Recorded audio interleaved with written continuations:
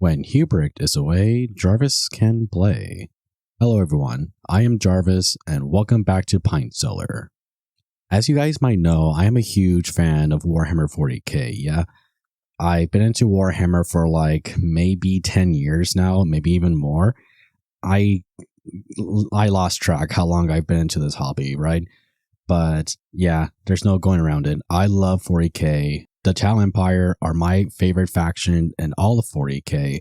I have plenty of Space Marines, too many to count, multiple armies, I play the video games, and I had a YouTube channel called On Air with Jarvis, which was just dedicated about all things Warhammer, you know?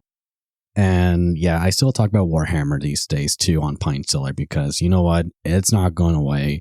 It's something that's going to stick with me for maybe for the rest of my life. But to those who don't know, I'm also into other settings within the Warhammer name.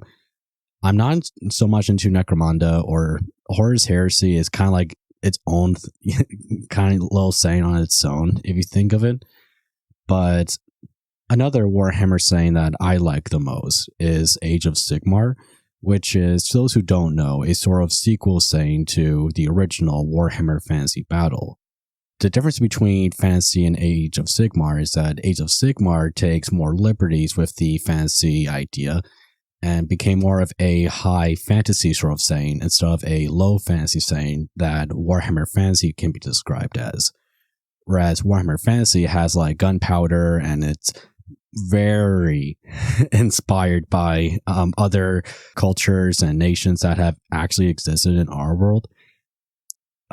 Some are more so than others, let's just put it politely, but Age of Sigmar, when I say it takes full advantage of its high fantasy aesthetic and themes, it really takes advantage of it. Like, there's realms, like literal different kinds of cosmic realms that people can travel to. There's gods that fight on the battlefield, and people might make fun of this, but this is something that is kind of sort of true. Age of Sigmar was Games Workshop's answer and their way to do like fantasy Space Marines. People might not like the Stormcast Eternals being described as that, but they kind of are the high fantasy version of the 40k Space Marines, which that is, I want to believe, and what I imagine one of their ways on how they can do fantasy Space Marines. There are a lot more than that now. Like in first edition, yeah, you can absolutely just describe them as ground Marines, as people might describe them as, but these days they are their own thing, which I think makes them really cool, and they really do carry their own weight, and not just being, relying on the idea that these are Age of Sigmar Space Marines. They're a lot more than that, and I think they're a really cool faction within the setting, and I think it is appropriate to have them be the poster boys for Age of Sigmar, in my opinion at least. And I want to give this sort of proposal to you guys, because some people might like the idea of, Stormcast Eternals. Even now, there's people who still like rant about them as if, this was still first edition, or this is still first edition of Age of Sigmar at least. But I do want to share this really neat Stormhost within the Stormcast Eternals, which I think it has interested me the most, and I think you guys might be interested in as well if you are still like kind of iffy and getting into Age of Sigmar and are kind of not too sure if the Stormcast Eternals are your sort of faction. And what do I mean by Stormhost? Well, a Stormhost is basically the chapters for the Stormcast Eternals, whereas, Space Marines have different chapters, and each chapter has like their own theme, their own color scheme, their own lore. That exists to the Stormcast Eternals. They have their own Stormhost, which, like I said before, is their version of a chapter. There are the Hammers of Sigmar, there's the Hallowed Knights, the Envils of the Helden Hammer, and yeah, each Stormhost has their own like color scheme, they have their own lore, and they have their own role for how they fit in within the world of Age of Sigmar. Like the poster boys for the Stormcast Eternals and for Age of Sigmar in general are the Hammers of Sigmar.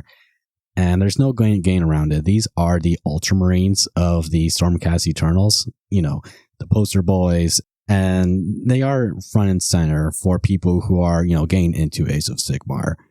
Kind of like with Ultramarines for 40k. But the Stormhost that has my most interest, and something that I really got into, are the Hallowed Knights.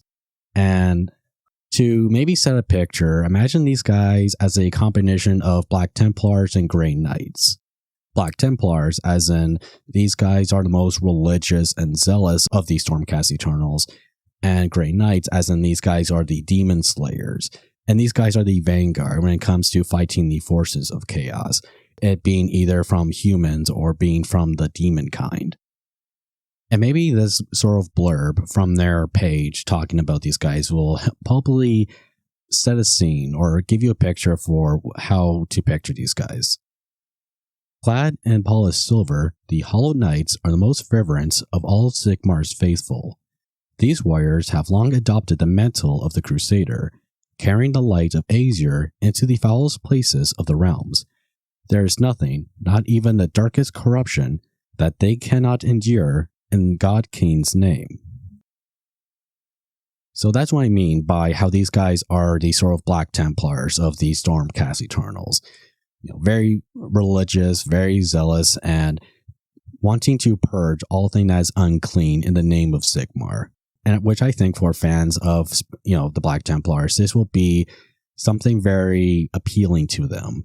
And definitely too with Grey Knights, considering that these guys are also the Chaos Slayers or Demon Slayers.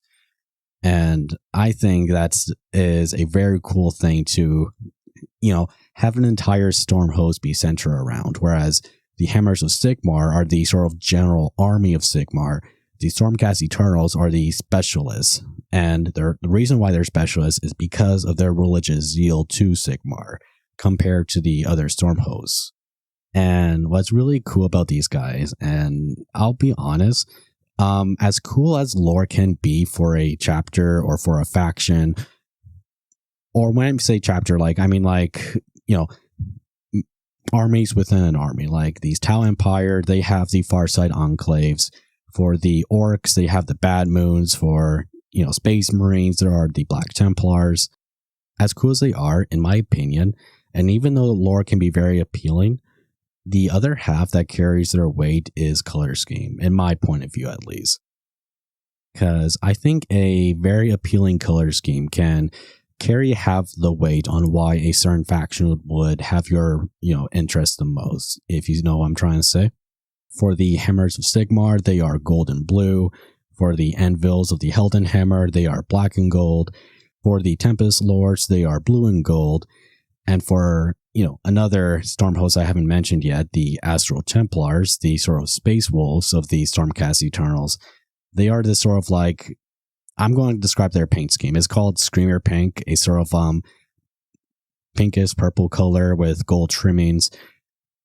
That's a very unique look for the idea of, the beast slayers of the Stormcast Eternals. That's another thing, but with Hallowed Knights though, these guys are silver and blue with gold trimmings. And I think that's a really, slick and really cool color scheme to have for these fantastical space marines, which it's very appealing. And I will admit it is fun to paint silver because on my shelf, I do have these, a small faction of space marines called the Knights of the Raven, which is a pretty, more of the obscure side of Space Marines. They're very silver with the black Raven Guard insignia on their pauldrons.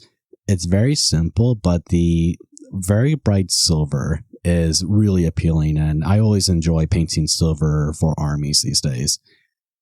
And because I have the Stormcast Eternals from the 4th edition box, I think I would paint the majority of them as Hallowed Knights because, again, I just really do enjoy painting silver, and other than the color scheme, the lore about them also carries that weight, Kind of like with the Farside Enclaves. It's like an independent enclave of the Empire, And Farsight himself and their color scheme made them very appealing to me and made me want to have an entire faction for them. And what's especially cool about Hallowed Knights, which I think Games Workshop agrees for why they're pretty cool, is that within the 4th edition box of AOS, they were actually the poster boys for that box. You know, one army is Skaven, one army being the Stormcast Eternals. But instead of the usual Hammers of Sigmar, the poster boys for the setting, that time around they used the Hallowed Knights, which I think is really cool and gives screen time to the sort of other chapters, quote unquote, to the Stormcast Eternals, which I think is really neat. Kind of like how recently they decided to have the Blood Angels be representative of the 40k box when that was coming around. So if your foot's in the door when it comes to getting into Age of Sigmar, and if you have an interest in Stormcast Eternals, I hope something like me telling you about the Hallowed Knights might have further, increased that interest.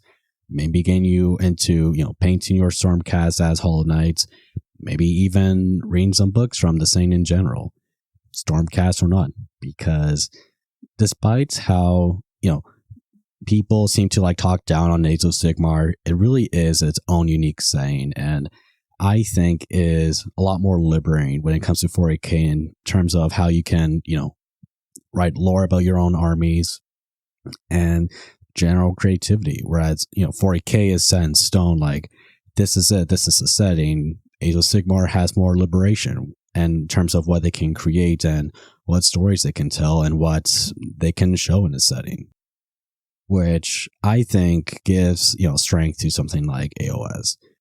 And I'll be honest, maybe why I find Age of Sigmar more appealing these days, but that is just my opinion.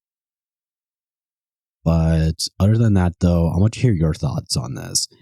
What are your thoughts on the Hallowed Knights? Do you find them interesting? Do you like their color scheme? What's your favorite faction in general in Age of Sigmar? Let me know in the comments down below. And if you enjoyed this video, give it a thumbs up, consider subscribing, and activating the bell so you'll never miss another episode. And with that, take care, guys. I'll see you on another episode of Pint Cellar. See you around.